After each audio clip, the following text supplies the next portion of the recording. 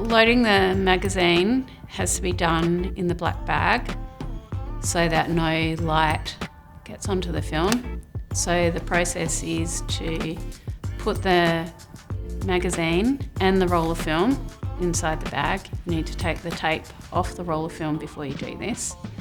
Then zip it up, there's 2 zips. Then you need to put both arms into the bag and make sure the sleeves are tight around your arm so that no light can leak in there. So usually in the bag you work left to right. You have the unexposed film on the left. So you need to open up the can. Inside the can is a black plastic bag and the roll of film is inside that. So you take the film out. It's got a little sticker holding the end of the film to the roll. So you need to take that sticker off and put it, I always put it in the bottom of the can so I don't lose it somewhere in the bag. You definitely don't want that in the camera. Then you need to put the roll of film into the feed side going clockwise. And when you do that, make sure you don't push the core through the centre of the roll of film. And then you can close the lid. You need to make sure the footage counter isn't clashing with the roll of film. You feel around all the edges to make sure there's nothing caught in the edge of the magazine. Then you can take the magazine out of the black bag and do the rest in daylight. So to load up the rest of the magazine, pull out a long roll of film and thread it through to the take-up side of the magazine, with leaving a bit of a loop there. Then I just attach it to the core on the other side. You'll need a spare core, which is in the case. This happens on both the feed side and the take-up side. You need to listen for the 2 clicks. When you push down the button and the latches come out, you'll hear both clicks. Make sure the core is properly secured on there.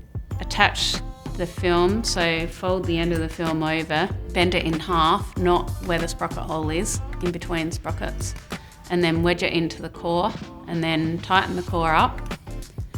And then you'll need to release the 2 latches on the sprockets and sit the film onto the sprocket holes on the first roller and tighten the latch.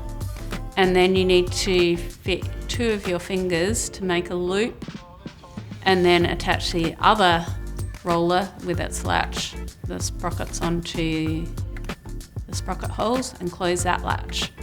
And then put your thumb on that roller and tighten up the core so there's no loose film now. Then you need to count the loop and make sure there's 13 frames in the loop. If there's not, you need to either lengthen the loop or shorten the loop by releasing one of the latches on the rollers and just let one sprocket through and then tighten it up again. It's really, really important that those latches are properly clicked in because they can come loose and then you'll lose your loop and you won't have any frames. Once it's all threaded up, run it on with your hands, just manually. I usually do about 7 turns, but you need a little bit of film on the core so that the lab has something to work with. Then close the lid and make sure the latches are properly done up. Make sure there's nothing caught in the seal of the magazine, and then tape the latches so that no one can accidentally open the magazine. Also put a label on the magazine to say that there's film in there, how much film, what sort of film it is.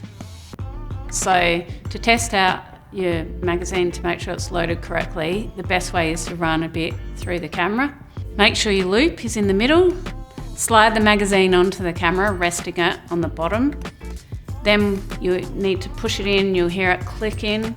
Then you need to inch the film over on the side, turn the little knob until you hear the sprockets connect with the sprocket holes. You'll hear a little click when that happens. Then you can roll some film.